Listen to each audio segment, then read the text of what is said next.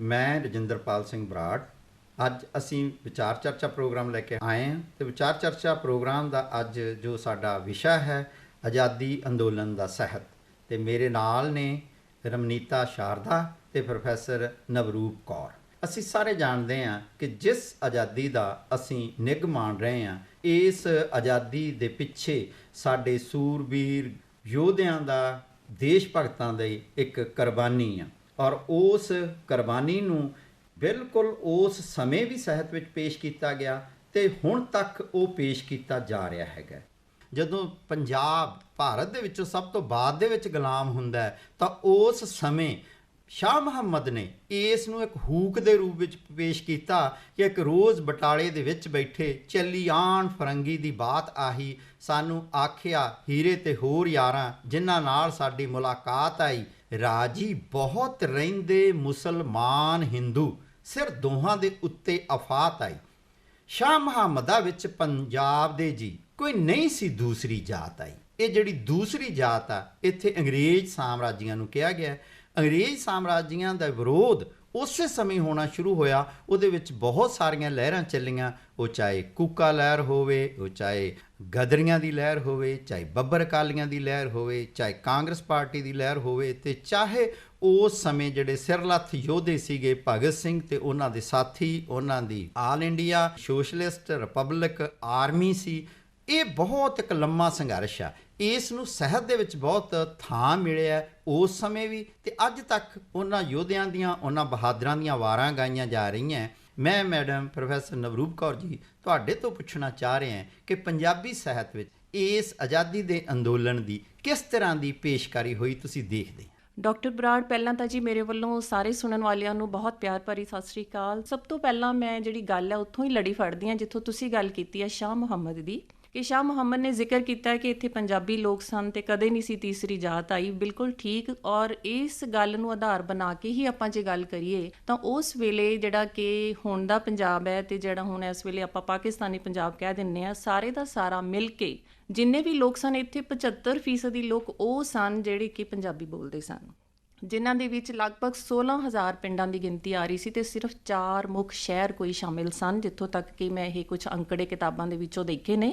ਤਾਂ ਉਸ ਆਧਾਰ 'ਤੇ ਮੈਂ ਗੱਲ ਕਰਨੀ ਚਾਹਾਂਗੀ ਕਿ ਜਿੰਨੀਆਂ ਵੀ ਲਹਿਰਾਂ ਚੱਲੀਆਂ, ਚਾਹੇ ਕੂਕਾ ਲਹਿਰ ਸੀ, ਚਾਹੇ ਗਦਰ ਲਹਿਰ ਸੀ, ਚਾਹੇ ਕਿਰਤੀ ਸੀ, ਚਾਹੇ ਕੋਈ ਵੀ ਲਹਿਰ ਜਿਹੜੀ ਹੋਂਦ ਵਿੱਚ ਆਈ, ਉਹ ਪੰਜਾਬੀਆਂ ਨੇ ਹੀ ਉਸ ਦਾ ਆਰੰਭ ਵੀ ਕੀਤਾ ਅਤੇ ਉਹਦੇ ਨਾਲ ਸਾਹਿਤ ਜਿਹੜਾ ਉਸੇ ਵੇਲੇ ਸਾਹਮਣੇ ਆਉਣਾ ਸ਼ੁਰੂ ਹੋ ਗਿਆ ਸੀ। ਜੇ ਅਸੀਂ ਕੂਕਾ ਲਹਿਰ ਤੋਂ ਵੀ ਗੱਲ ਕਰ ਲਈਏ ਤਾਂ ਉਸ ਵੇਲੇ ਜਿਹੜੇ ਸਤਿਗੁਰੂ ਰਾਮ ਸਿੰਘ ਜੀ ਸਨ, ਉਹਨਾਂ ਨੇ ਜੋ ਕੁਝ ਲਿਖਿਆ, ਉਹਨਾਂ ਦੇ ਜਿਹੜੇ ਹੁਕਮਨਾਮੇ ਸਨ, ਉਹਨਾਂ ਦੇ ਵਿੱਚ ਇਹਦਾ ਅਸਰ ਆਉਣਾ ਸ਼ੁਰੂ ਹੋ ਗਿਆ ਸੀ। ਉਹਨਾਂ ਨੇ ਇੱਕ ਚੰਗੇ ਸਦਾਚਾਰ ਦੇ ਉੱਤੇ ਪਹਿਰਾ ਦੇਣਾ ਸ਼ੁਰੂ ਕੀਤਾ ਔਰ ਉਹਨਾਂ ਨੇ ਇਹ ਦੱਸਿਆ ਕਿ ਸਾਨੂੰ ਬਹੁਤ ਸਾਰੀਆਂ ਚੀਜ਼ਾਂ ਜਿਹੜੀਆਂ ਆਪਣੀਆਂ ਸਵਦੇਸ਼ੀ ਇਸਤੇਮਾਲ ਕਰਨੀਆਂ ਚਾਹੀਦੀਆਂ। ਉਹਦੇ ਨਾਲ ਮਿਲਦਾ ਸਾਹਿਤ ਜਿਹੜਾ ਉਸੇ ਵੇਲੇ ਹੀ ਸਾਡੇ ਸਾਹਮਣੇ ਆਉਣਾ ਸ਼ੁਰੂ ਹੋ ਗਿਆ ਸੀ। ਹੋਰ ਫਿਰ ਜਿਵੇਂ ਜਿਵੇਂ ਲਹਿਰਾਂ ਉੱਠਦੀਆਂ ਗਈਆਂ, ਤਿਵੇਂ ਤਿਵੇਂ ਕਿਸੇ ਵੀ ਲਹਿਰ ਦਾ ਆਪਾਂ ਜ਼ਿਕਰ ਕਰਾਂਗੇ ਤਾਂ ਮੈਨੂੰ ਲੱਗਦਾ ਕਿ ਉਹਦੇ ਵਿੱਚ ਇਹਦਾ ਵੇਰਵਾ ਸਾਨੂੰ ਮਿਲਦਾ ਜਾਏਗਾ। ਚਾਹੇ ਉਹ ਸਿੰਘ ਸਭਾ ਲਹਿਰ ਦੀ ਗੱਲ ਕਰ ਲਈਏ, ਚਾਹੇ ਆਪਾਂ ਗਦਰ ਗੁੰਜਾਂ ਦੀ ਗੱਲ ਕਰ ਲਈਏ, ਚਾਹੇ ਅਸੀਂ ਉਹਦੇ ਵਿੱਚ ਅੱਗੇ ਤੁਰਦੇ ਹਾਂ ਤਾਂ ਇੱਕ ਲਹਿਰ ਆਈ ਜੀ ਪਗੜੀ ਸੰਭਾਲੋ ਜੱਟਾ। ਸੋ ਜਿੱਦਾਂ ਜਿੱਦਾਂ ਲਹਿਰਾਂ ਆਉਂਦੀਆਂ ਗਈਆਂ, ਕਿਉਂਕਿ ਪੰਜਾਬੀ ਲੋਕ ਸਨ, ਪੰਜਾਬੀ ਮਾਂ ਬੋਲੀ ਉਹਨਾਂ ਦੇ ਅੰਗ ਸੰਗ ਸੀ, ਪੰਜਾਬੀ ਭਾਸ਼ਾ ਨਾਲ ਉਹਨਾਂ ਦਾ ਪੂਰਾ ਸਰੋਕਾਰ ਸੀ ਅਤੇ ਉਹਨਾਂ ਨੇ ਵੱਧ ਤੋਂ ਵੱਧ ਜਿੰਨਾ ਵੀ ਸੁਨੇਹਾ ਦਿੱਤਾ, ਕੋਈ ਵੀ ਅਖਬਾਰ ਕੱਢਿਆ ਗਿਆ, ਕੋਈ ਵਿਰਸਾਲੇ ਕੱਢੇ ਗਏ, ਪੱਤਰ ਕੱਢੇ ਗਏ, ਉਹ ਸਾਰੇ ਦੇ ਸਾਰੇ ਪੰਜਾਬੀ ਭਾਸ਼ਾ 'ਚ ਸਨ ਅਤੇ ਇਸ ਕਰਕੇ ਪੰਜਾਬੀਆਂ ਦਾ ਤਾਂ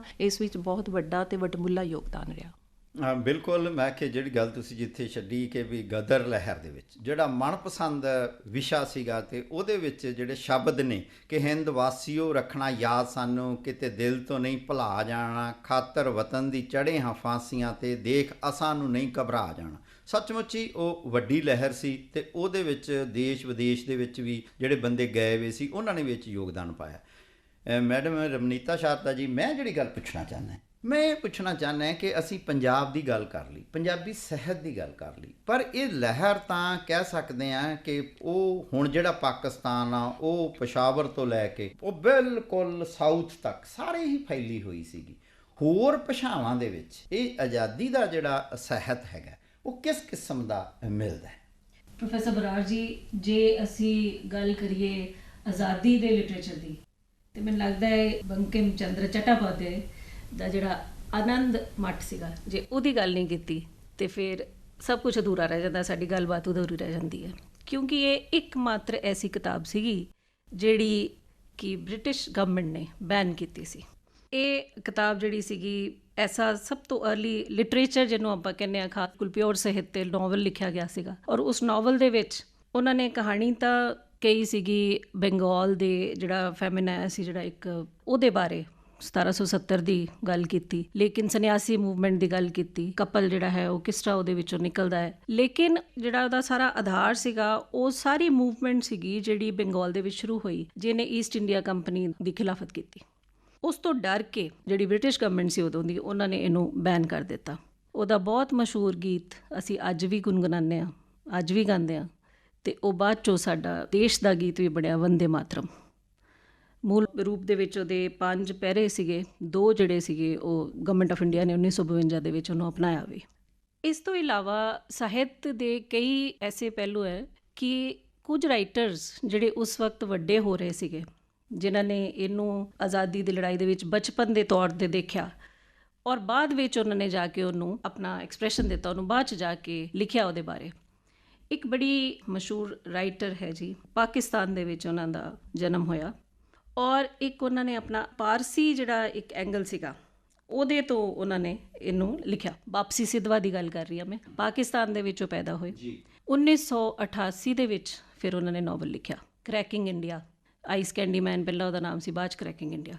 ਉਹ 1947 ਦੀ ਸਾਰੀ ਜਿਹੜੀ ਇੰਡੀਆ ਅਤੇ ਪਾਕਿਸਤਾਨ ਦੀ ਜਿਹੜੀ ਡਿਵੀਜ਼ਨ ਸੀ ਉਹਦੇ ਬਾਰੇ ਉਹਨਾਂ ਨੇ ਜ਼ਿਕਰ ਕੀਤਾ ਕਿ ਕਿਸ ਤਰ੍ਹਾਂ ਲੋਕ ਲੜੇ, ਅੰਗਰੇਜ਼ਾਂ ਨੇ ਕਿਸ ਤਰ੍ਹਾਂ ਲੋਕਾਂ ਨੂੰ ਡਿਵਾਈਡ ਕੀਤਾ। ਮੈਂ ਇਹ ਸਮਝਦੀ ਹਾਂ ਕਿ ਜਿਹਨੂੰ ਅਸੀਂ ਅੰਗਰੇਜ਼ੀ ਵਿੱਚ ਮੈਟਾ ਹਿਸਟਰੀ ਵੀ ਕਹਿੰਦੇ ਹਾਂ, ਇੱਕ ਤਾਂ ਹਿਸਟਰੀ ਹੈ ਜਿਹੜੀ ਕਿ ਡਾਕੂਮੈਂਟ ਕੀਤੀ ਗਈ ਹੈ, ਅਤੇ ਜਿਹੜਾ ਸਾਹਿਤ ਦੇ ਵਿੱਚ ਸਾਨੂੰ ਮਿਲਦਾ ਹੈ ਉਹ ਇੱਕ ਆਮ ਲੋਕਾਂ ਦਾ ਪੱਖ ਮਿਲਦਾ ਹੈ, ਉਹ ਮੈਟਾ ਹਿਸਟਰੀ ਵੀ ਉਹਨੂੰ ਕਹਿੰਦੇ ਹਾਂ ਅਸੀਂ, ਕਿ ਕਿਸ ਤਰ੍ਹਾਂ ਲੋਕ ਉਸ ਸਾਰਾ ਮਾਹੌਲ ਜਿਹੜਾ ਸੀਗਾ ਉਹਦੇ ਵਿੱਚ ਕਿਸ ਤਰ੍ਹਾਂ ਡਰ ਦਾ ਮਾਹੌਲ ਸੀ ਜਾਂ ਜੋਸ਼ ਦਾ ਮਾਹੌਲ ਸੀ ਜਾਂ ਕਨਫਿਊਜ਼ਨ ਦਾ ਮਾਹੌਲ ਸੀ। ਇਹਦੇ ਵਿੱਚ ਤੁਸੀਂ ਸਦਤ ਹਸਨ ਮੰਟੋ ਦੀ ਵੀ ਕਹਾਣੀ ਜਿਹੜੀ ਹੈ ਬਿਸ਼ਨ ਸਿੰਘ ਦੀ, ਉਹਦੇ ਬਾਰੇ ਵੀ ਜੇ ਆਪਾਂ ਜ਼ਿਕਰ ਕਰੀਏ ਕਿ ਕਿਸ ਤਰ੍ਹਾਂ ਪਾਰਟੀਸ਼ਨ ਦੇ ਬਾਰੇ ਉਹਨਾਂ ਨੇ ਲਿਖਿਆ। ਉਸ ਤੋਂ ਬਾਅਦ ਜੀ ਪਰ ਆਪਾਂ ਜਿਹੜਾ ਹੈਗਾ ਕਿ ਜ਼ਿਆਦਾ ਆਜ਼ਾਦੀ ਦੇ ਉੱਤੇ ਜੇ ਆਪਾਂ ਦੇਖੀਏ ਤਾਂ ਉਹ ਆਜ਼ਾਦੀ ਦਾ ਸਮਾਂ ਉਹਦਾ ਤਾਂ ਇੱਕ ਫਲ ਹੋ ਗਿਆ ਕਿ ਜੋ ਦੇਸ਼ ਵੰਡਿਆ ਗਿਆ ਅਤੇ ਉਹਦੇ ਸਮੇਂ ਫਿਰ ਮੰਟੋ ਦਾ ਜ਼ਿਕਰ ਵੀ ਆਇਆ। ਮੈਂ ਥੋੜ੍ਹਾ ਜਿਹਾ ਕਹਿਣਾ ਕਿ ਵੱਡੀ ਘਟਨਾ ਇੱਕ ਹੋਈ ਕਿ ਜਿਹਦੇ ਵਿੱਚ ਬੰਕਮ ਚੰਦਰ ਚਟਰਜੀ ਦਾ ਹੁਣ ਜ਼ਿਕਰ ਆਇਆ ਕਿ ਉਸੇ ਸਮੇਂ ਹੀ ਰਵਿੰਦਰਨਾਥ ਟੈਗੋਰ ਜੀ ਨੇ ਮੈਂ ਕਿ ਸਰ ਦਾ ਖਿਤਾਬ ਮੋੜਿਆ ਜਲਿਆਂਵਾਲੇ ਘਟਨਾ ਬਾਰੇ। ਜਲਿਆਂਵਾਲੀ ਘਟਨਾ ਦੇ ਬਾਰੇ ਕਿ ਪੰਜਾਬੀ ਸਾਹਿਤ ਦੇ ਵਿੱਚ ਕਿਸ ਕਿਸਮ ਦੀ ਡਾਕੂਮੈਂਟੇਸ਼ਨ ਹੋਈ ਹੈ, ਜਿਸ ਤਰ੍ਹਾਂ ਖੂਨੀ ਵਿਸਾਖੀ ਆਪਣੇ ਨਾਨਕ ਸਿੰਘ ਜੀ ਨੇ ਲਿਖਿਆ। ਉਸ ਸਮੇਂ ਮੈਂ ਕਿ ਫਿਰੋਜ਼ਦੀਨ ਸ਼ਰਫ ਜੀ ਵੀ ਜਲਿਆਂਵਾਲੇ ਬਾਗ ਬਾਰੇ ਲਿਖ ਰਹੇ ਸੀਗੇ, ਜਲਿਆਂਵਾਲੇ ਬਾਗ ਬਾਰੇ ਕਿ ਜਿਸ ਤਰ੍ਹਾਂ ਕਿ ਨਾਦਰ ਗਦਰੀ ਵੀ ਹਿੰਦ ਨੂੰ ਭੁੱਲ ਗਈ ਹੈ, ਚੱਲੇ ਇੰਗਲਿਸ਼ੀ ਐਸੇ ਤੂਫਾਨ ਇੱਥੇ ਕਰਾਂ ਕਿਹੜਿਆਂ ਅੱਖਰਾਂ ਵਿੱਚ ਜ਼ਾਹਰ, ਜੋ ਜੋ ਜ਼ੁਲਮ ਦੇ ਹੋਏ ਸਮਾਨ ਇੱਥੇ, ਕਿ ਇੰਨੇ ਬੰਦੇ ਮਾਰੇ ਗਏ। ਮੈਂ ਕਹਿਣਾ ਚਾਹੁੰਦਾ ਸੀ ਕਿ ਇਹ ਘਟਨਾਵਾਂ ਨੂੰ ਡਾਕੂਮੈਂਟ ਕੀਤਾ ਹੈਗਾ ਸਾਡੇ ਲਿਟਰੇਚਰ ਦੇ ਵਿੱਚ ਵੀ। ਭਗਤ ਸਿੰਘ ਹੋਰਾਂ ਦੀ ਸ਼ਹੀਦੀ ਇੱਕ ਵੱਡੀ ਘਟਨਾ ਹੈਗੀ ਆ। ਉਸ ਦੇ ਵਿੱਚ ਇੱਕ ਤਾਂ ਇੱਕ ਲੋਕ ਸਾਹਿਤ ਦੇ ਵਿੱਚ ਇੱਕ ਘੋੜੀਆਂ ਗਾਈਆਂ ਗਈਆਂ, ਜਿਸ ਤਰ੍ਹਾਂ ਤਾਹਿਰ ਨੇ ਘੋੜੀ ਲਿਖੀ। ਤੁਹਾਡੇ ਜ਼ਿਹਨ ਦੇ ਵਿੱਚ ਕਿਸ ਤਰ੍ਹਾਂ ਦਾ ਨਵਰੂਪ ਜੀ ਆ ਰਿਹਾ ਹੈਗਾ ਕਿ ਉਸ ਸਮੇਂ ਦੇ ਵਿੱਚ ਹੋਰ ਕਿਸ ਕਿਸਮ ਦਾ ਸਾਹਿਤ ਰਚਿਆ ਗਿਆ? ਆਪਾਂ ਕੇਵਲ ਕਵਿਤਾ ਦੀ ਗੱਲ ਨਹੀਂ ਕਰ ਸਕਦੇ, ਕਵਿਤਾ ਦੀ ਵੀ ਕਰੀਏ, ਪਰ ਨਾਵਲ ਦੇ ਵਿੱਚ, ਨਾਟਕ ਦੇ ਵਿੱਚ, ਕਹਾਣੀਆਂ ਦੇ ਵਿੱਚ। ਕਿਉਂਕਿ ਮੈਂ ਇੱਕ ਗੱਲ ਦਾ ਜ਼ਿਕਰ ਕਰਨਾ ਚਾਹੁੰਦਾ ਕਿ ਭਗਤ ਸਿੰਘ ਹੋਰਾਂ ਦੀ ਇੱਕ ਤਸਵੀਰ ਬਹੁਤ ਪ੍ਰਚਲਿਤ, ਇੱਕ ਤਸਵੀਰ ਹੈ ਹੈਟ ਵਾਲੀ, ਜਿਹੜੀ ਕਿ ਉਹਨਾਂ ਨੇ ਤੁਰੰਤ ਪਹਿਲਾਂ ਖਿਚਵਾਈ ਸੀ ਫੋਟੋ ਜਿਸ ਸਮੇਂ ਉਹ ਅਸੈਂਬਲੀ ਦੇ ਵਿੱਚ ਬੰਬ ਸੁੱਟਣ ਗਏ। ਦੂਸਰੀ ਜਿਹੜੀ ਹੈਗੀ ਆ ਕਿ ਜਿਹਦੇ ਵਿੱਚ ਉਹਨਾਂ ਨੇ ਟੁਰਲੇ ਵਾਲੀ ਪੱਗ ਬੰਨੀ ਹੋਈ ਹੈ। ਐਕਚੁਅਲੀ ਉਹ ਇਹ ਨਾਟਕ ਦਾ ਇੱਕ ਦ੍ਰਿਸ਼ ਹੈਗਾ, ਨਾਟਕ ਦੀ ਡਰੈਸ ਦੇ ਵਿੱਚੋਂ ਉਹ ਤਸਵੀਰ ਲਈ ਗਈ ਵੀ ਹੈਗਾ। ਉਹ ਨਾਟਕ ਵੀ ਜਿਹੜਾ ਹੁਣ ਹੋਵੇਗਾ, ਜਿਹੜਾ ਮੈਂ ਕਿ DAV ਵਿੱਚ ਖੇਡਿਆ ਜਾਵੇਗਾ, ਜਿਹੜਾ ਲਾਹੌਰ 'ਚ ਖੇਡਿਆ ਜਾਵੇਗਾ, ਉਹ ਨਿਸ਼ਚੈ ਹੀ ਅੰਗਰੇਜ਼ ਸਰਕਾਰ ਦੀਆਂ ਨੀਤੀਆਂ ਦੇ ਖਿਲਾਫ ਹੀ ਹੋਵੇਗਾ। ਤਾਂ ਉਸ ਸਮੇਂ ਦੇ ਜੇ ਤੁਸੀਂ ਕੋਈ ਜ਼ਿਕਰ ਕਰਨਾ ਚਾਹੋ।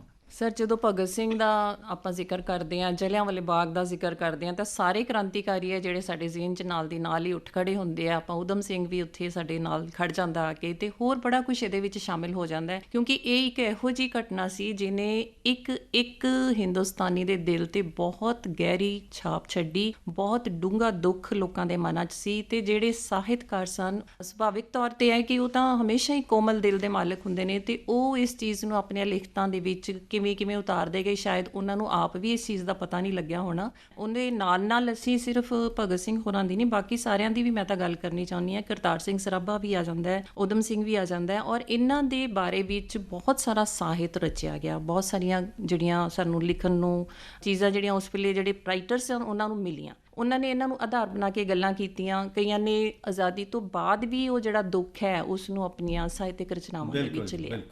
ਅਸਲ ਦੇ ਵਿੱਚ ਤਾਂ ਇਹ ਕਿ ਜਿਵੇਂ ਭਗਤ ਸਿੰਘ ਵਾਲੀ ਜਿਹੜੀ ਘਟਨਾ ਸੀਗੀ, ਉਸ ਘਟਨਾ ਦੇ ਉੱਤੇ ਸਾਡੇ ਕੋਲੇ ਨਾਵਲ ਵੀ ਲਿਖੇ ਮਿਲਦੇ ਆ, ਕਹਾਣੀਆਂ ਵੀ ਲਿਖੀਆਂ ਮਿਲਦੀਆਂ, ਫਿਲਮਾਂ ਵੀ ਬਣੀਆਂ। ਹਾਂਜੀ। ਉਸ ਸਮੇਂ ਵਾਰਤਕ ਵੀ ਬਹੁਤ ਲਿਖੀ ਗਈ, ਜਿਵੇਂ ਗਦਰ ਲਹਿਰ ਦੀ ਜਿਹੜੀ ਸਾਰੀ ਕਵਿਤਾ ਹੈਗੀ ਆ ਉਹਨੂੰ ਕੇਸਰ ਸਿੰਘ ਕੇਸਰ ਹੋਰਾਂ ਨੇ ਸੰਪਾਦਿਤ ਕੀਤੀ ਆ, ਜਿਹੜੀ ਕਿ ਕੇਸਰ ਸਿੰਘ ਨਾਵਲਿਸਟ ਨੇ ਇਕੱਠੀ ਕੀਤੀ ਸੀਗੀ। ਉਸੇ ਤਰ੍ਹਾਂ ਵਾਰਤਕ ਵੀ ਆ, ਉਸ ਵਾਰਤਕ ਵੀ ਸਾਡੇ ਸਾਹਿਤ ਦਾ ਹਿੱਸਾ ਹੈ, ਕਵਿਤਾ ਵੀ ਸਾਹਿਤ ਦਾ ਹਿੱਸਾ ਹੈ। ਮੈਂ ਮੈਡਮ ਰਮਨੀਤਾ ਸ਼ਾਰਦਾ ਜੀ ਤੁਹਾਡੇ ਤੋਂ ਇੱਕ ਗੱਲ ਪੁੱਛਣੀ ਚਾਹ ਰਿਹਾ ਸੀਗਾ ਕਿ ਇੱਕ ਤੇ ਉਹ ਲਿਟਰੇਚਰ ਆ ਜਿਹੜਾ ਉਸੇ ਸਮੇਂ ਰਚਿਆ ਗਿਆ, ਤੱਟਫਟ ਰਚਿਆ ਗਿਆ, ਘੋੜੀਆਂ ਤੱਟਫਟ ਰਚੀਆਂ ਗਈਆਂ, ਉਹ ਹੈਟ ਵਾਲੀ ਫੋਟੋ ਸਰਾਣਿਆਂ ਤੇ ਤੁਰੰਤ ਕੱਢੀ ਗਈ। ਇੱਕ ਇਹ ਕਿ ਉਸੇ ਸਮੇਂ ਹੀ ਕਵਿਸ਼ਰਾਂ ਨੇ ਉਹਦੀ ਕਵਿਸ਼ਰੀ ਬਣਾਈ, ਪਰ ਬਹੁਤ ਲੰਮੇ ਸਮੇਂ ਤੋਂ ਉਹਦੇ ਤੇ ਨਾਟਕ ਵੀ ਲਿਖੇ ਗਏ। ਮੇਰਾ ਖਿਆਲ ਆ ਕਿ ਇੱਕ ਨਾਟਕ ਤੁਸੀਂ ਸ਼ਾਇਦ ਪੰਜਾਬੀ ਤੋਂ ਅੰਗਰੇਜ਼ੀ ਵਿੱਚ ਟਰਾਂਸਲੇਟ ਕੀਤਾ, ਉਹਦੇ ਬਾਰੇ ਥੋੜਾ ਜਿਹਾ ਦੱਸੋਗੇ ਕਿ ਉਹ ਕਿਸ ਵਿਸ਼ੇ ਨਾਲ ਸੰਬੰਧਿਤ? ਜੀ, ਛਿਪਣ ਤੋਂ ਪਹਿਲਾਂ ਦਵਿੰਦਰ ਦਮਨ ਜੀ ਦਾ ਨਾਟਕ ਹੈਗਾ। ਉਹਦੇ ਵਿੱਚ ਉਹਨਾਂ ਦੀ ਜਿਹੜੀ ਆਖਰੀ ਜਿਹੜੇ ਉਹਨਾਂ ਦੇ ਫਾਂਸੀ ਲੱਗਣ ਤੋਂ ਪਹਿਲਾਂ ਦੇ ਜੇਲ੍ਹ ਦੇ ਦਿਨ ਆ, ਉਹਦੇ ਬਾਰੇ ਉਹ ਨਾਟਕ ਹੈਗਾ। ਤੇ ਉਹਦੇ ਵਿੱਚ ਉਹ ਸਾਰਾ ਦਾ ਸਾਰਾ ਆਪਣੀ ਇੱਕ ਡਿਸਲੂਜਨਮੈਂਟ ਦੀ ਗੱਲ ਕਰਦੇ ਆ, ਜਿਹੜੀ ਉਹਨਾਂ ਨੂੰ ਮਹਿਸੂਸ ਕੀਤੀ ਉਹਨਾਂ ਨੇ ਆਪਣੀ ਆਖਰੀ ਦਿਨਾਂ ਦੇ ਵਿੱਚ। ਉਹਨਾਂ ਦਾ ਸਾਰਾ ਦੁੱਖ, ਉਹਨਾਂ ਦਾ ਦਰਦ, ਔਰ ਉਹ ਕਿਸ ਹੱਦ ਤੱਕ ਆਪਣੀ ਆਖਰੀ ਮੂਵਮੈਂਟ ਤੱਕ ਜ਼ਿੰਦਗੀ ਦੀ ਸਿਰਫ ਔਰ ਸਿਰਫ ਦੇਸ਼ ਦੇ ਬਾਰੇ ਸੋਚ ਰਹੇ ਸੀ। ਚਾਹੁੰਦੇ ਉਸ ਵੇਲੇ ਤਾਂ ਉਹ ਇੱਕ ਬਹੁਤ ਵੱਡੇ ਹੀਰੋ ਬਣ ਸਕਦੇ ਸੀ, ਪਰ ਉਹਨਾਂ ਨੇ ਉਸ ਚੀਜ਼ ਨੂੰ ਕਬੂਲਿਆ ਨਹੀਂ। ਉਹ ਸਿਰਫ ਔਰ ਸਿਰਫ ਆਪਣੇ ਦੇਸ਼ ਦੇ ਵਾਸਤੇ ਕੰਮ ਕਰਨਾ ਚਾਹ ਰਹੇ ਸੀ, ਔਰ ਆਖਰੀ ਦਿਨ ਤੱਕ ਉਹਨਾਂ ਨੇ ਉੱਥੇ ਕੰਮ ਕੀਤਾ। ਤੁਹਾਡੀ ਗੱਲ ਵਿੱਚ ਹੈ ਜੀ, ਪਰ ਇੱਥੇ ਅਸੀਂ ਇੱਕ ਗੱਲ ਬਹੁਤ ਜ਼ੋਰ ਦੇ ਕੇ ਕਹਿਣਾ ਚਾਹੁੰਦੇ ਹਾਂ ਕਿ ਦੇਸ਼ ਦੀ ਆਜ਼ਾਦੀ ਲਈ ਜੂਝਣ ਵਾਲੇ ਜਿਹੜੇ ਸਾਡੇ ਦੇਸ਼ ਭਗਤ ਸੀਗੇ, ਉਹਨਾਂ ਦੇ ਮਨ ਵਿੱਚ ਕਦੇ ਵੀ ਨਹੀਂ ਆਇਆ ਸੀ ਕਿ ਇਹ ਹਿੰਦੂ ਆ ਮੁਸਲਮਾਨ ਆ। ਜੇ ਉਹਦੇ ਬੋਗਾ ਪਾਤਰ ਦੀ ਗੱਲ ਕਰੀਏ, ਬੋਗੇ ਦੀ ਗੱਲ ਕਰੀਏ ਕਿ ਮੈਂ ਕਿ ਉਹਨਾਂ ਲਈ ਕੋਈ ਜਾਤ ਦਾ ਬੰਧਨ ਵੀ ਨਹੀਂ ਸੀਗਾ। ਪਹਿਲੀ ਵਾਰੀ ਉਹਨਾਂ ਨੇ ਮੈਂ ਕਿ ਜਾਤ ਦੇ ਬੰਧਨ ਨੂੰ ਤੋੜਿਆ, ਧਰਮ ਦੇ ਬੰਧਨ ਨੂੰ ਤੋੜਿਆ, ਇਲਾਕੇ ਦੇ ਬੰਧਨ ਨੂੰ ਤੋੜਿਆ। ਉਹ ਤੇ ਹਿੰਦ ਨੂੰ ਯਾਦ ਕਰਾਉਂਦੇ ਸੀਗੇ, ਹਿੰਦ ਮਾਤਾ ਨੂੰ ਯਾਦ ਕਰਾਉਂਦੇ ਸੀ। ਤੇ ਉਸ ਪ੍ਰਸੰਗ ਦੇ ਵਿੱਚ ਕਿ ਜਿਹੜੀ ਉਹਦੀ ਧਰਮ ਨਿਰਪੱਖਤਾ ਦਾ ਰੂਪ ਆ, ਮੈਂ ਕਿ ਵੱਡੀ ਪੱਧਰ ਤੇ ਸਾਡੇ ਸਾਰੇ ਭਾਰਤੀਆਂ ਦੀ ਇੱਕ ਸਾਂਝਦਾਰੀ, ਧਰਮ ਨਿਰਪੱਖਤਾ, ਉਸ ਪ੍ਰਸੰਗ ਦੇ ਵਿੱਚ ਮੈਡਮ ਨਵਰੂਪ ਜੀ ਕੀ ਤੁਸੀਂ ਮੈਂ ਕਿ ਇਹ ਕਹਿਣਾ ਚਾਹੁੰਦੇ ਆ ਕਿ ਅੱਜ ਉਹਦੇ ਬਾਰੇ ਕੀ ਹੋ ਰਿਹਾ, ਜਿਹੜੇ ਅੱਜ ਸਾਹਿਤ ਰਚਿਆ ਜਾ ਰਿਹਾ ਆਜ਼ਾਦੀ ਦੇ ਪ੍ਰਸੰਗ ਦੇ ਵਿੱਚ? ਸਰ, ਜਿਹੜਾ ਸਾਹਿਤ ਉਸ ਵੇਲੇ ਰਚਿਆ ਗਿਆ, ਬਿਲਕੁਲ ਤੁਹਾਡੀ ਗੱਲ ਸਹੀ ਹੈ ਕਿ ਨਿਰਸੰਦੇਹ ਉਹਦੇ ਵਿੱਚ ਸਾਰੀਆਂ ਚੀਜ਼ਾਂ ਤੋਂ ਉੱਪਰ ਉੱਠ ਕੇ ਲਿਖਿਆ ਜਾ ਰਿਹਾ ਸੀ। ਕੋਈ ਵੀ ਜਿਹੜਾ ਲੋਕਾਂ ਦੇ ਮਨਾਂ ਦੇ ਵਿੱਚ ਕੋਈ ਭੇਦਭਾਵ ਨਹੀਂ ਸੀਗੇ, ਔਰ ਜੇ ਸੀਗੇ ਵੀ ਤਾਂ ਉਹਨੂੰ ਵੀ ਸਾਹਿਤ ਦੇ ਵਿੱਚ ਇਸ ਤਰ੍ਹਾਂ ਦੇ ਨਾਲ ਪੇਸ਼ ਕਰ ਦਿੱਤਾ ਜਾਂਦਾ ਸੀ ਕਿ ਉਹਨੂੰ ਦੂਰ ਕੀਤਾ ਜਾ ਸਕੇ। ਸ਼ਾਇਦ ਸਮਾਜ ਸੁਧਾਰਕ ਲਹਿਰਾਂ ਜਿੰਨੀਆਂ ਵੀ ਉੱਠੀਆਂ, ਸ਼ੁਰੂਆਤ ਹੀ ਇੱਥੋਂ ਹੋਈ ਸੀ। ਪਰ ਹੁਣ ਜਦੋਂ ਅਸੀਂ ਅੱਜ ਦੇ ਸਾਹਿਤ ਵਿੱਚ ਅਸੀਂ ਪਹੁੰਚ ਰਹੇ ਹਾਂ ਤਾਂ ਕਈ ਵਾਰੀ ਇਹ ਚੀਜ਼ਾਂ ਜਿਹੜੀਆਂ ਉਸ ਸ਼ਿੱਦਤ ਦੇ ਨਾਲ ਦੇਖਣ ਨੂੰ ਨਹੀਂ ਮਿਲਦੀਆਂ, ਜਿਹੜੀ ਸ਼ਿੱਦਤ ਦੇ ਨਾਲ ਉਸ ਵੇਲੇ ਆਜ਼ਾਦੀ ਦੇ ਵੇਲੇ ਸੰਗਰਾਮ ਜਿਹੜਾ ਚੱਲ ਰਿਹਾ ਸੀ, ਉਹਦੇ ਵਿੱਚ ਹਿੱਸਾ ਪਾਉਣ ਲਈ ਜਿੰਨੀ ਵੀ ਕਵਿਤਾ ਲਿਖੀ ਗਈ ਹੈ, ਜਿੰਨਾ ਵੀ ਨਾਵਲ ਲਿਖਿਆ ਗਿਆ ਹੈ, ਭਾਵੇਂ ਲਿਖਿਆ ਜਾ ਰਿਹਾ ਹੈ, ਪਰ ਉਸ ਚੀਜ਼ ਨੂੰ ਉਸ ਦਮ ਦੇ ਨਾਲ ਸ਼ਾਇਦ ਅੱਜ ਦਾ ਸਾਹਿਤ ਹੈ ਜਿਹੜਾ ਉਹ ਉਨੇ ਤਰੀਕੇ ਦੇ ਨਾਲ ਨਹੀਂ ਗੱਲ ਕਹਿ ਪਾ ਰਿਹਾ। ਬਾਕੀ ਮੈਨੂੰ ਲੱਗਦਾ ਤੁਸੀਂ ਇਹਦੇ ਵਿੱਚ ਬਿਹਤਰ ਗੱਲ ਕਰ ਸਕਦੇ ਹੋ। ਬਿਲਕੁਲ ਬਿਲਕੁਲ। ਮੈਂ ਇਹਦੇ ਵਿੱਚ ਨਾ ਇੱਕ ਹੋਰ ਗੱਲ ਵੀ ਕਰਨੀ ਚਾਹ ਰਿਹਾ ਸੀ। ਉਹ ਗੱਲ ਇਹ ਕਰਨੀ ਚਾਹ ਰਿਹਾ ਸੀ ਕਿ ਕੁਝ ਜਿਹੜੀਆਂ ਘਟਨਾਵਾਂ ਨਾ ਉਹ ਦੇਸ਼ ਦੀ ਆਜ਼ਾਦੀ ਨਾਲ ਸਿੱਧੇ ਤੌਰ ਤੇ ਨਹੀਂ ਸੰਬੰਧਿਤ ਸੀਗੀਆਂ, ਪਰ ਜਿਹੜੇ ਸਾਡੇ ਉਸ ਵੇਲੇ ਦੇ ਲੀਡਰ ਸੀਗੇ, ਚਿੰਤਕ ਸੀ, ਉਹਨਾਂ ਨੂੰ ਪਤਾ ਸੀ ਕਿ ਇਹਦਾ ਬਹੁਤ ਅਰਥ ਆ। ਜਿਵੇਂ ਪਗੜੀ ਸੰਭਾਲ ਜੱਟਾ ਬੁਨਿਆਦੀ ਤੌਰ ਤੇ ਭਾਵੇਂ ਕਿਸਾਨਾਂ ਦੀ ਲਹਿਰ ਸੀ, ਪਰ ਅਸਲ 'ਚ ਉਹ ਬ੍ਰਿਟਿਸ਼ ਸਾਮਰਾਜ ਦੇ ਖਿਲਾਫ ਸੀਗੀ। ਇਸੇ ਤਰ੍ਹਾਂ ਜਿਹੜੇ ਗੁਰਦੁਆਰਿਆਂ ਨੂੰ ਆਜ਼ਾਦ ਕਰਾਉਣ ਦਾ ਮੰਤਵ ਸੀਗਾ, ਗੁਰਦੁਆਰਿਆਂ ਨੂੰ ਯਾਦ ਕਰਾਉਣਾ, ਮਸੰਦਾਂ ਨੂੰ ਯਾਦ ਕਰਾਉਣਾ ਸੀ। ਪਰ ਜਦੋਂ ਮਤਲਬ ਕਿ ਮਹਾਤਮਾ ਗਾਂਧੀ ਜੀ ਤਾਰ ਭੇਜਦੇ ਆ ਕਿ ਆਪਾਂ ਇੱਕ ਗੁਰਦੁਆਰਾ ਆਜ਼ਾਦ ਕਰਾ ਲਿਆ ਪਰ ਆਪਾਂ ਦੇਸ਼ ਆਜ਼ਾਦ ਕਰਾਉਣਾ ਹੈ, ਇਹ ਜਿਹੜੀ ਗੱਲ ਆ ਬੜੀ ਮਹੱਤਵਪੂਰਨ ਆ। ਗੁਰੂ ਦੇ ਬਾਗ ਦਾ ਇੱਕ ਵੱਡਾ ਮੋਰਚਾ ਲੱਗਿਆ, ਜਿਹਦੇ ਬਾਰੇ ਗੁਰਮੁਖ ਸਿੰਘ ਮੁਸਾਫਰ ਲਿਖਦੇ, ਜਿਹੜੇ ਪੰਜਾਬ ਦੇ ਜਿਹੜੇ ਬਾਅਦ ਦੇ ਵਿੱਚ ਮੁੱਖ ਮੰਤਰੀ ਵੀ ਬਣੇ, ਕਿ ਪੱਟ ਸੁੱਟਿਆ ਤੇਰਿਆਂ ਲਾਰਿਆਂ ਨੇ, ਬਹੁਤਾ ਹੋਰ ਨਾ ਚੱਟ ਦਿਮਾਗ ਸਾਡਾ, ਤੇਰੀਆਂ ਲੋਰੀਆਂ ਨਾਲ ਹੁਣ ਸੌਂਦਾ ਨਾ ਪੰਥ ਖਾਲਸਾ ਪਿਆਈ ਜਾਗ ਸਾਡਾ। ਤੇ ਇੱਕ ਤਰ੍ਹਾਂ ਦਾ ਮਾਹੌਲ ਸੀਗਾ ਜਿਹਦੇ ਵਿੱਚ ਬਹੁਤ ਸਾਰੀਆਂ ਧਿਰਾਂ ਸ਼ਾਮਲ ਸੀਗੀਆਂ। ਮੈਡਮ ਸ਼ਾਰਦਾ ਜੀ, ਮੈਂ ਤੁਹਾਡੇ ਤੋਂ ਇੱਕ ਗੱਲ ਪੁੱਛਣੀ ਚਾਹ ਰਿਹਾ ਕਿ ਇੰਨਾ ਦੇਸ਼ ਦੇ ਵਿੱਚ ਜਦੋਂ ਇਹ ਸਾਰਾ ਸਾਹਿਤ ਰਚਿਆ ਜਾ ਰਿਹਾ, ਅੱਜ ਕੀ ਸਾਨੂੰ ਇਹ ਨਹੀਂ ਲੱਗਦਾ ਕਿ ਸਾਡੇ ਸਿਲੇਬਸਾਂ ਦਾ ਹਿੱਸਾ ਮੁਕਾਬਲਤਨ ਉਹਨਾਂ ਨਹੀਂ ਕਿ ਜਿੰਨਾ ਦੇਸ਼ ਦੀ ਆਜ਼ਾਦੀ ਨਾਲ ਸੰਬੰਧਿਤ ਸਾਹਿਤ ਨੂੰ ਸਾਡੇ ਥਾਂ ਮਿਲਣੀ ਚਾਹੀਦੀ? ਮੈਂ ਸਮਝਦੀ ਹਾਂ ਕਿ ਮੇਰੇ ਹਿਸਾਬ ਦੇ ਵਿੱਚ ਇੱਕ ਪਾਰਟ ਹਰ ਇੱਕ ਸਿਲੇਬਸ ਦੇ ਵਿੱਚ ਜਿਹੜਾ ਸਾਹਿਤ ਦੇ ਵਿੱਚ ਹੈਗਾ ਆ, ਜਿਹੜਾ ਲਿਟਰੇਚਰ ਐਸੇ ਦੇ ਨਾਲ ਡੀਲ ਕਰ ਰਿਹਾ, ਜਿਹੜਾ ਇੰਡੀਪੈਂਡੈਂਸ ਦੇ ਨਾਲ, ਸਾਡੀ ਆਜ਼ਾਦੀ ਨਾਲ ਡੀਲ ਕਰਦਾ ਹੈ। ਔਰ ਇਸ ਤੋਂ ਹੋਰ ਵੀ ਗੱਲ ਮੈਂ ਇਹਦੇ 'ਚ ਐਡ ਕਰਨਾ ਚਾਹੁੰਦੀ ਹਾਂ ਕਿ ਜਿਹੜੇ ਕੁਝ ਅੰਗਰੇਜ਼ੀ ਸਾਹਿਤ ਦੇ ਵੀ ਕੁਝ ਰਾਈਟਰ ਸੀਗੇ, ਜਿਹੜੇ ਅੰਗਰੇਜ਼ ਵੀ ਸੀ, ਜਿਨ੍ਹਾਂ ਨੇ ਲਿਖਿਆ ਹੈ ਸਾਡੇ ਬਾਰੇ। E.M. ਫੋਸਟਰ ਨੇ ਪੈਸੇਜ ਟੂ ਇੰਡੀਆ ਲਿਖਿਆ, ਤੇ ਉਹ ਨਾਵਲ ਹੈ, ਪਰ ਨਾਵਲ ਦੇ ਵਿੱਚ ਉਹਨਾਂ ਨੇ ਕੁਝ ਹਿੱਸਾ ਜਿਹੜਾ ਸੀਗਾ ਉਹ ਸਾਡੀ ਆਜ਼ਾਦੀ ਬਾਰੇ ਲਿਖਿਆ। ਹੁਣ ਵੀ ਜਿਹੜੀਆਂ ਕਿਤਾਬਾਂ ਅੱਜ ਦੇ ਦਿਹਾੜੇ ਵੀ ਕਈ ਕਿਤਾਬਾਂ ਐਸੀਆਂ ਲਿਖੀਆਂ ਜਾ ਰਹੀਆਂ ਜਿਹੜੀਆਂ ਕਿ ਪੁਰਾਣੇ ਇਤਿਹਾਸ ਨੂੰ ਉਹਦੇ ਤੇ ਰਿਸਰਚ ਕਰਕੇ ਲਿਖਿਆ ਜਾ ਰਿਹਾ ਹੈ, ਔਰ ਨਾਵਲਸ ਵੀ ਲਿਖੇ ਜਾ ਰਹੇ ਆ, ਬਾਇਓਗ੍ਰਾਫੀਜ਼ ਵੀ ਲਿਖੀਆਂ ਗਈਆਂ। ਮੈਂ ਇਹ ਕਹਿਣਾ ਚਾਹੁੰਦੀ ਹਾਂ ਕਿ ਬਾਇਓਗ੍ਰਾਫੀ ਇੱਕ ਹਿੱਸਾ ਹੋਣਾ ਚਾਹੀਦਾ ਸਾਡੇ, ਖਾਸ ਤੌਰ ਤੇ ਉਹਨਾਂ ਲੋਕਾਂ ਦਾ ਜਿਹੜੇ ਕਿ ਸਾਡੇ ਯੋਧੇ ਸੀਗੇ ਆਜ਼ਾਦੀ ਦੇ, ਉਹ ਇਸ ਵੇਲੇ ਮਿਸਿੰਗ ਹੈਗਾ ਸਾਡੇ ਲਿਟਰੇਚਰ ਦੇ, ਜਿਹੜੇ ਸਾਡੇ ਕਾਲਜਿਸ ਦੇ ਵਿੱਚ ਜਾਂ ਯੂਨੀਵਰਸਿਟੀਜ਼ ਦੇ ਵਿੱਚ ਜਿਹੜਾ ਸਿਲੇਬਸ ਹੈ ਉਹਦੇ ਵਿੱਚੋਂ ਮਿਸਿੰਗ ਹੈ। ਹਿਸਟਰੀ ਦੇ ਵਿੱਚ ਡੈਫੀਨੇਟ ਇੱਕ ਪਾਰਟ ਹੁੰਦਾ ਆ, ਇੰਡੀਆ ਸਟਰਗਲ ਫॉर ਇੰਡੀਪੈਂਡੈਂਸ ਦਾ ਇੱਕ ਹੈਗਾ ਹੀ ਹੈ ਸਿਲੇਬਸ। ਪਰ ਇੱਥੇ ਸਰ ਮੈਂ ਇੱਕ ਗੱਲ ਕਰਨੀ ਚਾਹਾਂਗੀ, ਜਿਹੜੇ ਆਪਾਂ ਨੇ ਪੰਜਾਬੀ ਸਾਹਿਤ ਦੀ ਜੇ ਗੱਲ ਕਰੀਏ ਤੇ ਪੰਜਾਬੀ ਦੇ ਵਿੱਚ ਬਹੁਤ ਸਾਰਾ ਇਹੋ ਜਿਹਾ ਹੈ, ਸਿਲੇਬਸ ਦਾ ਹਿੱਸਾ ਹੈ ਜਿਹਦੇ ਵਿੱਚ ਪੜ੍ਹਾਇਆ ਜਾ ਰਿਹਾ ਬੱਚਿਆਂ ਨੂੰ। ਇੱਥੋਂ ਤੱਕ ਕਿ ਜਦੋਂ ਅਸੀਂ ਖੁਦ ਸਟੂਡੈਂਟਸ ਰਹੇ ਹਾਂ ਉਦੋਂ ਵੀ ਅਸੀਂ ਪੜ੍ਹਦੇ ਆਏ ਹਾਂ। ਕਾਮਾਗਾਟਾ ਮਾਰੂ ਦਾ ਜਿਹੜਾ ਉਸ ਵੇਲੇ ਦਾ ਸਾਰਾ ਵੇਰਵਾ ਹੈ, ਬਾਬਾ ਗੁਰਦੇਵ ਸਿੰਘ ਹੋਰਾਂ ਦੀ ਜਾਣਕਾਰੀ ਸਿਲੇਬਸ ਦਾ ਹਿੱਸਾ ਰਹੀ ਹੈ। ਉੱਥੋਂ ਇਹ ਤੁਰਦੀ ਗਈ ਅੱਗੇ ਅੱਗੇ, ਬਹੁਤ ਸੁਨੇਹਾ ਸਟੂਡੈਂਟਸ ਨੂੰ ਮਿਲਿਆ, ਔਰ ਬਹੁਤ ਸਾਰੀ ਕਵਿਤਾ ਵੀ ਜੇ ਮੈਂ ਯਾਦ ਕਰਦੀ ਹਾਂ ਤਾਂ ਤੁਸੀਂ ਵੀ ਇਹਦੇ ਨਾਲ ਮੇਰਾ ਖਿਆਲ ਸਹਿਮਤ ਹੋਵੋਗੇ।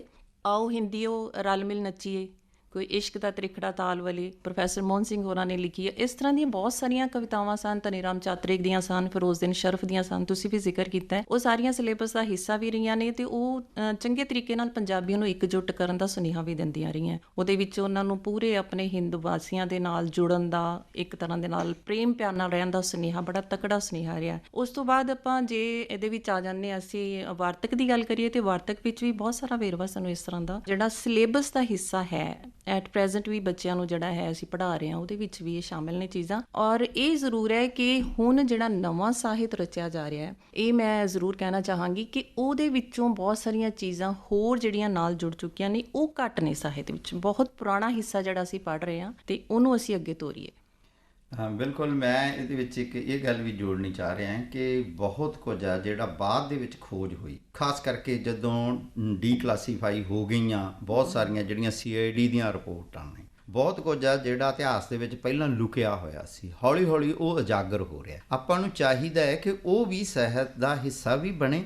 ਉਹ ਕਿਉਂਕਿ ਵਾਰਤਕ ਹੈਗੀ ਆ, ਜਿਵੇਂ ਮੈਂ ਕਿ ਭਗਤ ਸਿੰਘ ਹੋਰਾਂ ਦਾ ਟ੍ਰਾਇਲ ਹੈਗਾ, ਸਾਰੇ ਦਾ ਮੁਕੱਦਮਾ, ਉਹਦੇ ਵਿੱਚ ਜਿਹੜੀਆਂ ਉਹਨੇ ਆਪਣੇ ਵੱਲੋਂ ਦਲੀਲਾਂ ਦਿੱਤੀਆਂ, ਉਹਨਾਂ ਦੀ ਅਥੈਂਟਿਕ ਜਾਣਕਾਰੀ ਹੈ, ਉਹ ਵੀ ਸਾਡੇ ਸਿਲੇਬਸਾਂ ਦਾ ਹਿੱਸਾ ਬਣੇ। ਅਸੀਂ ਚਾਹੁੰਦੇ ਬਹੁਤ ਸਾਰੀਆਂ ਗੱਲਾਂ ਇਹ ਕਿ ਜਿਵੇਂ ਸ਼ਹੀਦ ਮੇਵਾ ਸਿੰਘ ਲੋਪੋਕੇ, ਉਹਨਾਂ ਨੇ ਊਧਮ ਸਿੰਘ ਜੀ ਤੋਂ ਵੀ ਪਹਿਲਾਂ ਜਿਹੜਾ ਕਾਮਾਗਾਟਾ ਮਾਰੂ ਦਾ ਜਿਹੜਾ ਮੇਨ ਕਲਪਰੇਟ ਸੀਗਾ, ਜਿਹਨੇ ਮੈਂ ਕਿ ਗੁਰਦੁਆਰਾ ਸਾਹਿਬ ਦੇ ਵਿੱਚ ਗੋਲੀ ਚਲਾਈ, ਉਸ ਬੰਦੇ ਨੂੰ ਕੈਨੇਡਾ ਦੇ ਵਿੱਚ ਉਸ ਸਮੇਂ ਗੋਲੀ ਮਾਰੀ ਤੇ ਉਹਦੇ ਵੱਟੇ ਵਜੋਂ ਫਿਰ ਉਹਨਾਂ ਨੂੰ ਫਾਂਸੀ ਚੜਾਇਆ ਗਿਆ।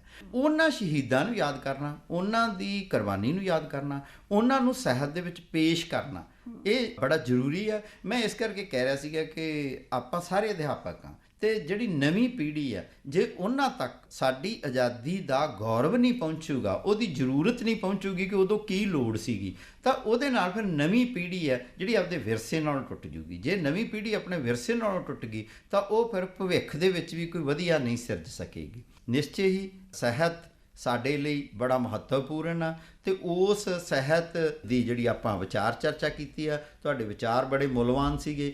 ਮੈਂ ਸਿਰਫ ਇੱਕ ਕਵਿਤਾ ਦੇ ਨਾਲ ਇਹਦਾ ਅੰਤ ਕਰਨ ਲੱਗਿਆ ਕਿ ਜਿਹੜੀ ਕਵਿਸ਼ਰ ਨੇ ਲਿਖੀ ਸੀ, ਬਾਬੂ ਰਾਜਬ ਅਲੀ ਨੇ, ਭਗਤ ਸਿੰਘ ਦੇ ਬਾਰੇ। ਸੁਣ ਸਾਨ ਛਾਉਣੀਆਂ ਜੀ ਰੌਣਕਾਂ ਘਟੀਆਂ ਹੋਣ, ਬੰਦ ਹਟੀਆਂ ਹੋਣ, ਨਾ ਮੈਚ ਕਰਨ ਨਾ ਕੈਚ, ਬਾਲ ਜੇ ਰੁੜਦੇ ਬੈਠ ਪਏ ਖੂੰਜੇ ਹੋਣ, ਸੂਟ ਇਸਤਰੀ ਨਾ, ਰੇਸ਼ਮੀ ਟਾਈ ਕਦੇ ਨਾ ਲਾਈ ਲੈ, ਹੈਂਡ ਕਰ ਚੀਫ ਨਹੀਂ ਮੁੱਖ ਪੂੰਝੇ, ਪੈ ਗਿਆ ਸੋਗ ਬੰਗਲਿਆਂ ਮੇ, ਅੜੇ ਅੰਗਰੇਜ਼ ਲਾਉਣ ਨਾ ਮੇਜ, ਹਾੜ ਵਿੱਚ ਅੰਦਰੇ ਗੇਟ ਨੂੰ ਜੰਦਰੇ, ਸੜਕ ਤੇ ਪਹਿਰੇ ਕਹਿਣ ਦੜ ਵੱਟ ਲੋ, ਭੇਜੇ ਤਾਰ ਵੈਸਰਾ ਜੀ, ਨਵੇਂ ਉੱਠ ਛੋਰੇ ਮਾਰ ਤੇ ਗੋਰੇ ਹੁਕਮ ਨਾ ਮੰਨਦੇ, ਛਾਉਣੀਆਂ ਪਟ ਲੋ।